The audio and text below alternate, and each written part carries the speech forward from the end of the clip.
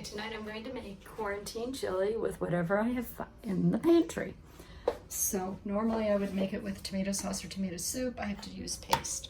We've got our chili beans, our diced tomatoes, vegetable broth, and our vegetables that we're going to chop up for the chili, and a nice pan, and our seasonings. Okay. Here goes the choppage. Don't cut my fingers off. That would not be good. I don't know if you want a finger in your chili. No, I don't think we do. Okay. And chunky is good because we're going to make chunky chili. We needed to use up the second little package of cooked ground round that I had, so this is what I came up with. Waste not, want not. Yep. That's our motto at Chef Quarantine's house. I like the center of the celery, so I mix a little outer leaf stalks with inner stalks. So you get a sweet, tender flavor, including a few of the leaves. I heard the leaves are supposed to be really good for you. Yeah, they're delicious too. My new home is a little bit smaller.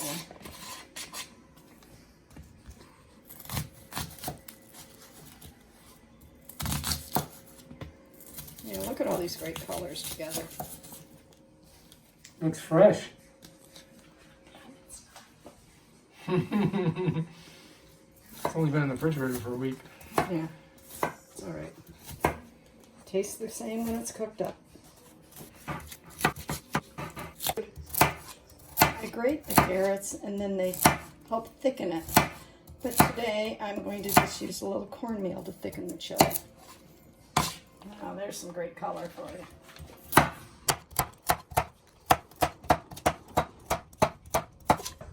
And there is your color. Okay, I'm going to pick this up.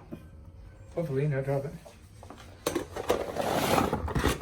All into the pan. All right, that's it. Now, we're going to put one whole container.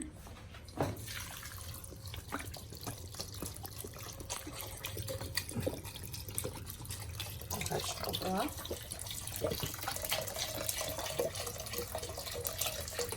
Now, if you wanted to, you could stop now and just simmer this all and make vegetable soup with some seasoning, a little thyme and sage maybe.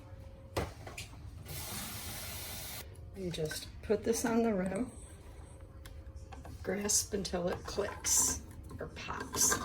Just twist.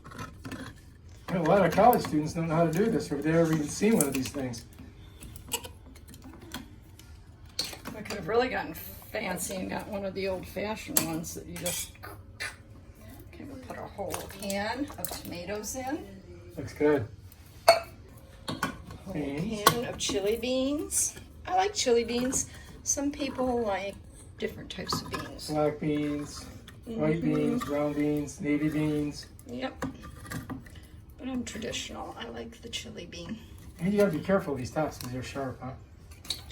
Yes, they're very sharp. Cut yourself. You got a technique you use. Oh yeah, that's it. We might have to get a spoon. I'm going to. Most of it came out. Oh, that's good.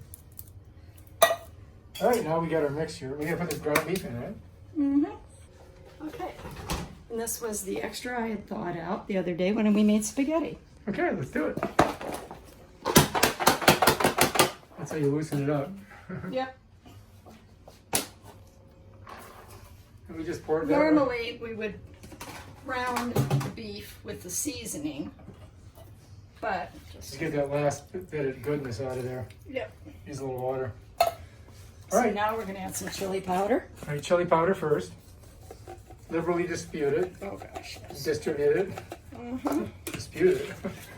And because I didn't have a lot of onion, I decided to add a little bit of onion powder just to help with the flavor, because onion brings out some great flavor and this smells divine. Cumin. Cumin. Gotta be careful. This doesn't have a shaker on it. So you're going to use your Yeah. Smart idea. About a teaspoonful. Good. And I like a little thyme. I rarely measure. yeah, just sprinkle it I'm in. bad that way. Yeah, it looks like Deanna has some garlic too. And always And garlic is good for you. Keep you healthy. always the garlic. And what about this cornmeal I noticed over Okay. The purpose of the cornmeal is to thicken the chili. here? Looking for an instrument. Okay, I'm just going to mix this all up.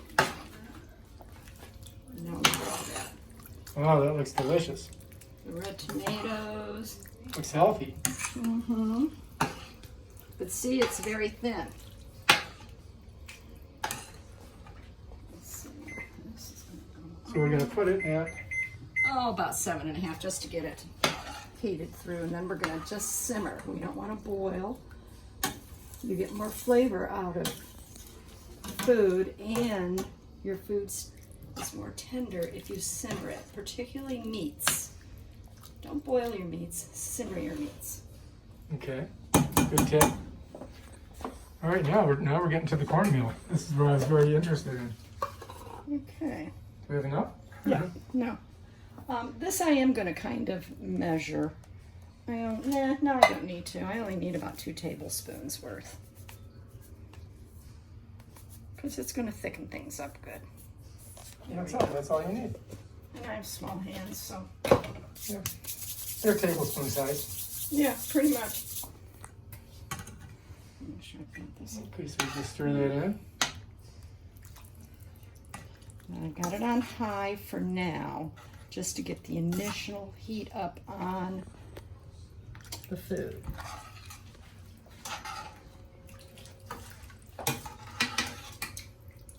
I'm stirring everything good together. Look at all those colors and textures and flavors floating through there. That's divine. Okay, so we're gonna let this start to cook, and then what do we do? We're just going to let it simmer until the veggies are tender. Do you have to drop the heat at all? I will be dropping the heat once it starts to simmer. Okay. Once it heats through. A can of tomato soup, a can of Hunt's plain tomato sauce. Didn't have it, so I'm going to do some tomato paste. Probably about half of this can. I think that's gonna be delicious that way.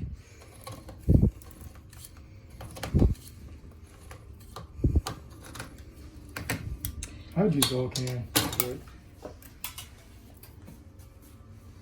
Uh-oh. No, I like to get a spatula for this. Oh, because it's kind of thick. Mm-hmm. Oh, I see. Now we gotta stir that all in there. Yep. Now, once it heats up, this will meld into the rest of the stuff That's gonna make quite it nice. nicely. Maybe a little bit more in there. Yeah, this is a pretty big pot. Yeah, that's true. It actually came up. There was more. As is usually the case. Oh, looks good. This helps get the rest of it off the spatula. Yeah, just stir the spatula in there, it'll go off. Mm-hmm. As long as it's not boiling, the spatula won't melt. Here we go. I got the last of it out. Right. I'm just going to cut that in a little bit.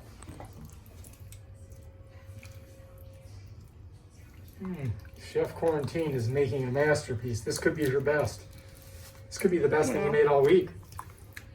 Stay tuned. I think I found some smoked pork hocks in the freezer, and I have some split green peas. Uh-oh.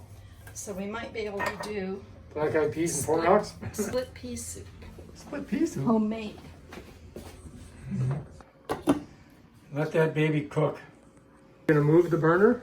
Yeah, the base of the pan, because of the shape of this pan, as you can see, the burner is too big. Mm-hmm. This is a large burner for a flat frying pan, or chicken frying pan would be great on this burner. So you're gonna put it over here? So I'm going to do it over on this one. You're gonna do 7.5? Yeah, just to get it warmed up. It's hard to even pick up. No, I couldn't pick that up right now. So this is gonna cook for how long? total cooking time will probably be about an hour. Okay. Just to get everything cooked together, all the flavors to meld and share with one another. 2.4 for 1 hour. And looking pretty damn good. And we do have enough crackers.